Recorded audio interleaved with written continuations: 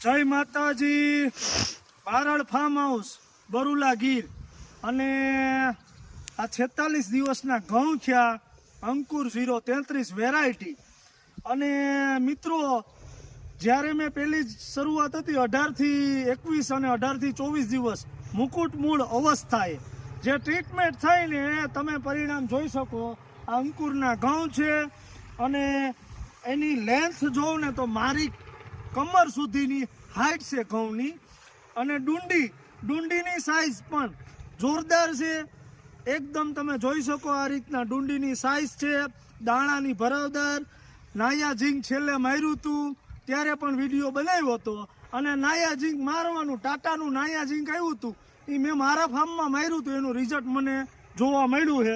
એની પહેલાં સોઇલર માર્યું હતું યસબીસ કંપનીનું, એની પહેલાં પાવર કેન અને યુરિયા અને મુકુટ મૂળ અવસ્થાએ યુમિક એસિડ 98% સોઇલર કંપની યસબીસનું આપ્યું હતું। એનું રિઝલ્ટ તમે જોઈ શકો કે 46 દિવસના ઘઉં છે।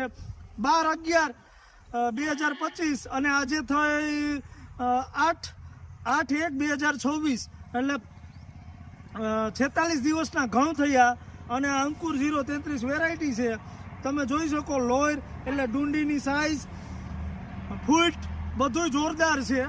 અને આ રીતના છે અંકુર આખા ફાર્મમાં તમે જોઈ શકો આ રીતના ઘઉં છે આપણા અંકુર 033 વેરાયટી। અને તમે આ જોઈ શકો અને હાઈટ પણ સારી છે અને ઘઉંમાં હાલ તો સારું દેખાય છે, એવા સારા દેખાય છે ઘઉં એમ। જય માતાજી।